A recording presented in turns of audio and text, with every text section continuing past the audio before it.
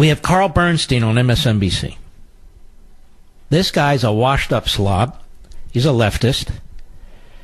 You know, most of these I won't say that. Anyway, I want you to listen to this. He's being interviewed by Baldwin. Brooke Baldwin. Cut 13, go. A lot of this has come from his own chief of staff. Now let me start from the top. I apologize. So there's a new book out by Woodward. You know, there's certain hosts, I'll talk about Fox, there's certain hosts on Fox who embrace these liberals because they think they'll tell them stuff that's, wow, he said that, or Dershowitz said this. They always come back to bite you in the ass. They just do. Because in the end, they are what they are. Woodward's one of them. He was on Fox a lot and then suddenly disappeared.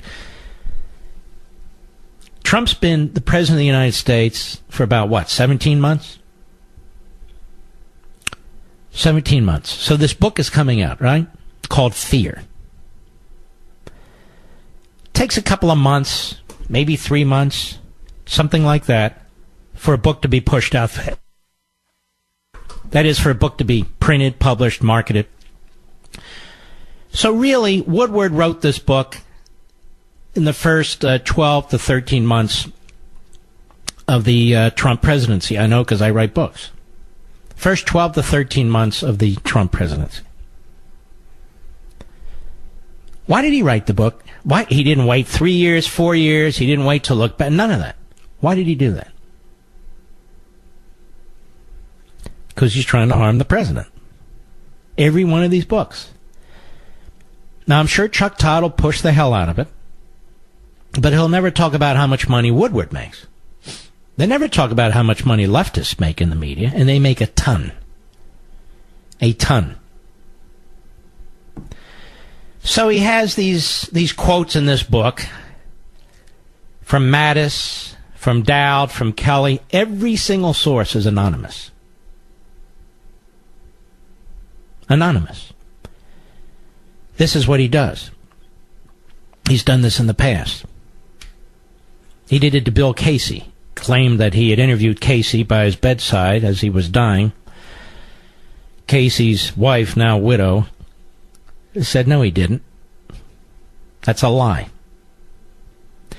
If you or I wrote a book filled with anonymous sources, no publisher would ever run with it. None. General Mattis, lawyer John Dowd, General Kelly have all said that the quotes that have come out today attributed to them are not correct. They're false. They're fantasy. They're fiction. How the hell do you get to write a book like this? Every time I write a book,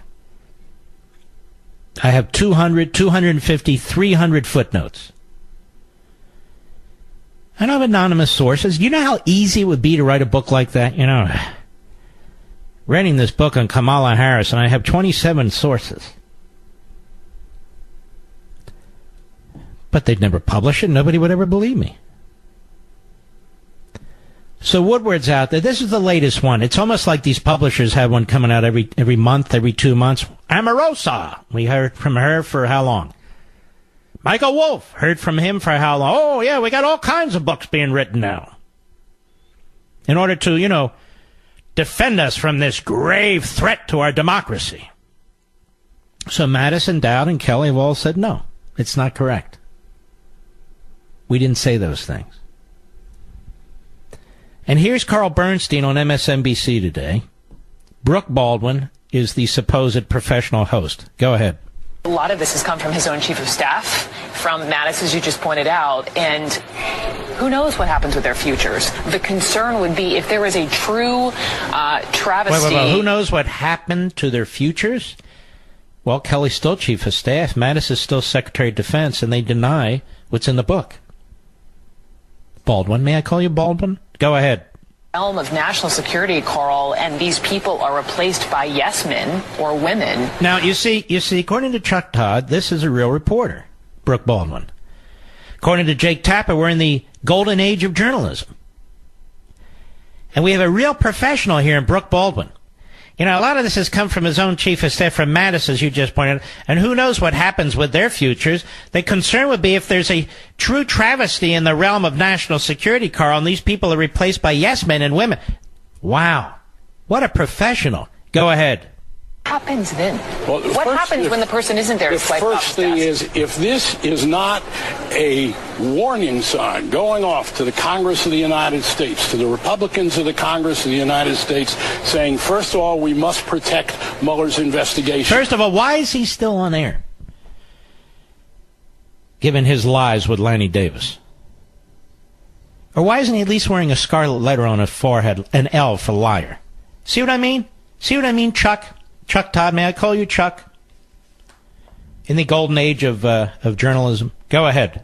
Secondly, we cannot blindly follow this president and his incompetency. Well, I tell you, everybody's blindly following this president and his incompetency. He's achieved a hell of a lot, don't you think? With the economy? With the military? With the courts? And I think, ladies and gentlemen, this is part of the problem. They don't like what he's achieved. Go ahead. Is a theme throughout this book, and his recklessness and his disconcern for the national interest. Well, is this guy just sitting around flubbing out lines out here? And his recklessness and his disconcern for the national interest in favor of his own interest? This is a reporter? Go ahead.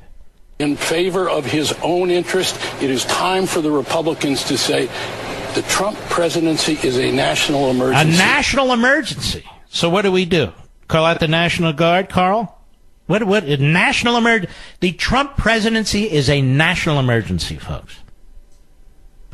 This is a reporter. This is a reporter on, I guess it's CNN, right? It's a reporter. Go ahead.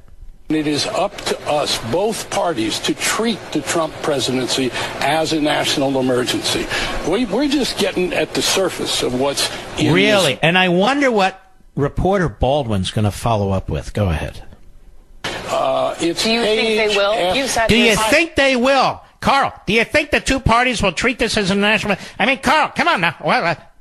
By the way, what's Carl Bernstein? How much money has he made, since Chuck Todd is very, very interested in this? How much does Chuck Todd make? Maybe he comes on the program, I'll ask him. Go ahead.